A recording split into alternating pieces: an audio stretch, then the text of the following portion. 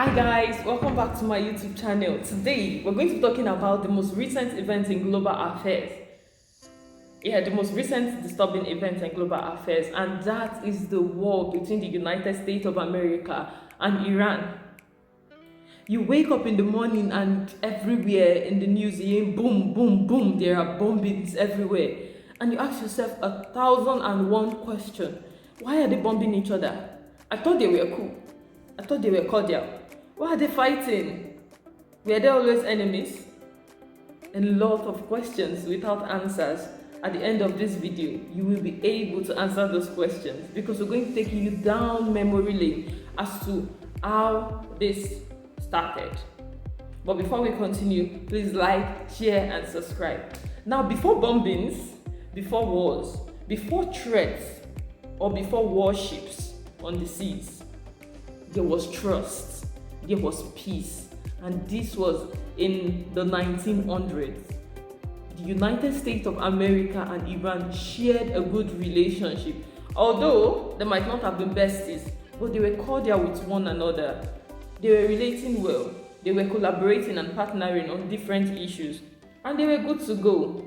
Fast forward to 1953, there was a leader that emerged, Mohammad Mossadegh, a very bold man, I must say, because he took decisions that past leaders couldn't.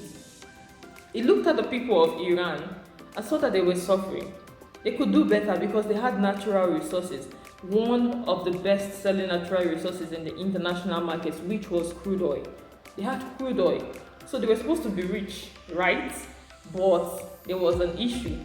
Their oil was being controlled by foreign powers.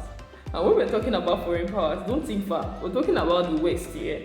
And when you're talking about the West, come closer. We're talking about the United States of America.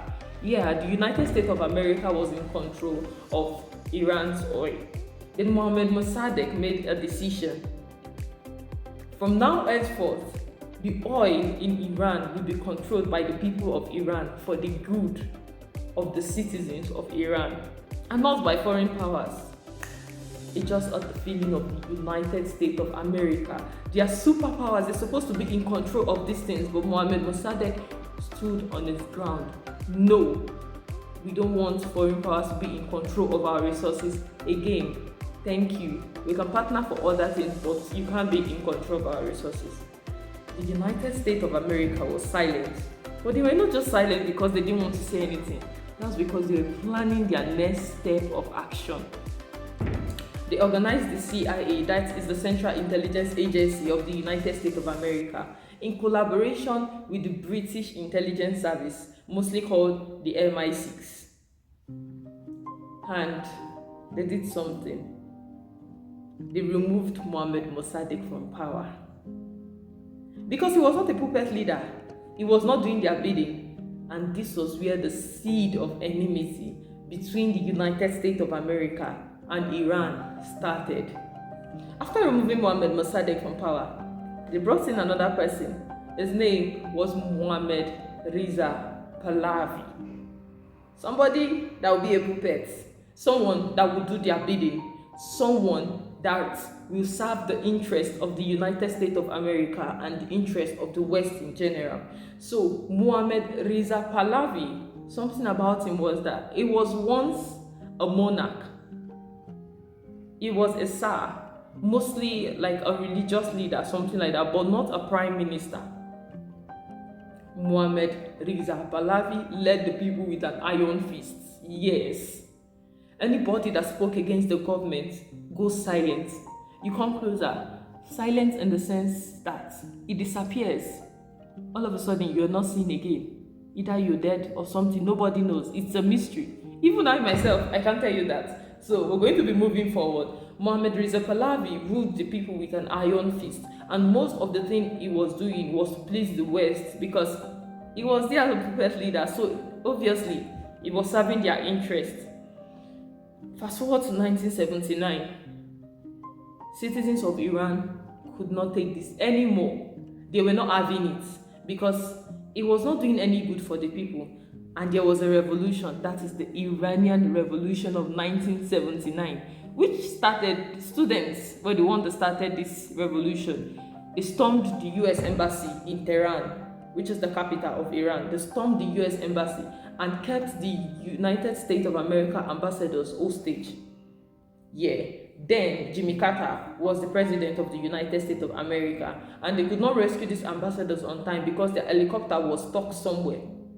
So they kept them hostage for 444 days, and this shattered the relationship between the United States of America and Iran.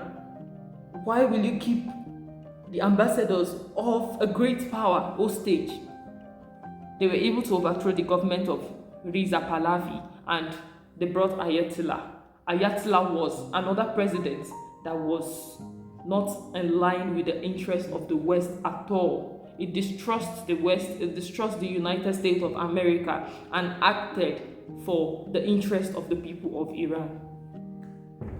This is the historical perspective that you most time ignore, but this is where the enmity started from. The United States of America and Iran were once peaceful, but the seeds of what happened in 2026 were planted long ago.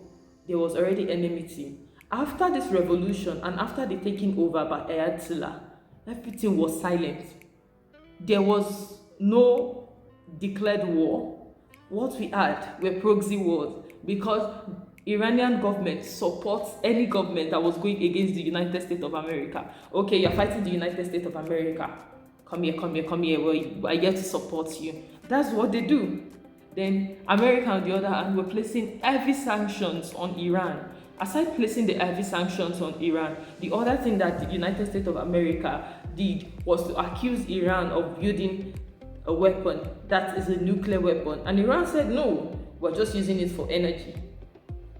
Also, there were proxy wars, cyber attacks, but this wars has been silent for years. And 2026 was a result of long-stored hostility between these two countries. So in our next video, we're going to be focusing majorly on the events that triggered these bombings in 2026. But for now, you understand the historical perspective, which will make it easier for you to analyze the issue in 2026. Please like, share, and subscribe. And in the comment section, as to what we've been doing, please drop it in the comment section. Which theory do you think explains the situation between Iran and the United States of America better? Thank you for watching. See you in our next video. Bye.